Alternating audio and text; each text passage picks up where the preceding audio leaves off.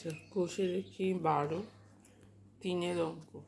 স্কুলে শটপাট খেলার জন্য যে বলটি ব্যবহার করা হয় তার ব্যাসের দৈর্ঘ্য হচ্ছে 7 সেমি হলে বলটিতে কত ঘন সেমি লোহা আছে। এখানে কি বার করতে হবে? কত ঘন সেমি লোহা। ঘন সেমি মানে আয়তন, তাহলে এখানে বলের আয়তন বার করতে হবে। ব্যাসের দৈর্ঘ্য দেওয়া আছে 7 সেমি, তাহলে ব্যাস মানে কত? ব্যাস মানে হচ্ছে 2r, 2 গুণিতক ব্যাসার্ধ সমান হচ্ছে 7 সেমি।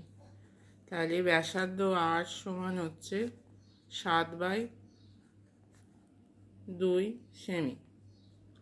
তাহলে ব্যাসার্ধ বেরোচ্ছে 7/2 সেমি।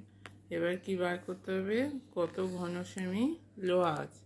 তার বলের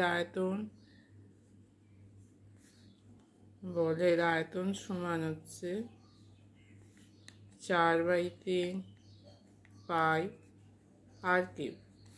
তাহলে 4/3 পাই মানে হচ্ছে 22/7, আর কিউব মানে হচ্ছে 7/2 কিউব। তাহলে 4/3 গুণিতক 22/7, 7/2 কিউব মানে 3 বার একই জিনিস গুণ। কিউব মানে কি? এই জিনিসটাকে 3 বার গুণ। 7/2 গুণিতক 7/2 গুণিতক 7/2, 7 7 কেটে যাবে।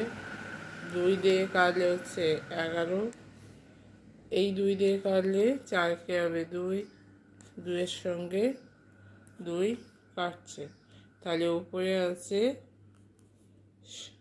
49, 7 7 49 গুণিতক 11/3। তাহলে 49কে 11 দিয়ে গুণ করলে হচ্ছে 49 গুণিতক 49, 9 4 9 13, 4 1 5, 539/3। 3 দিয়ে ভাগ করলে 539কে 1 2 3 7 21, 2 9 3 9 27, ভাগফল হচ্ছে 2।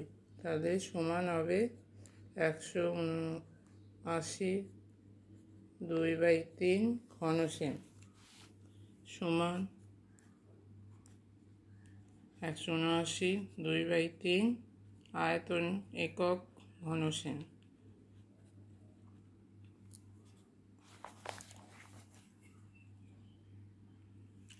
আচ্ছা, এবার 4টা 28 সেমি দৈর্ঘ্যের ব্যাস, 4টা নয় 5টা একটি গোলাকার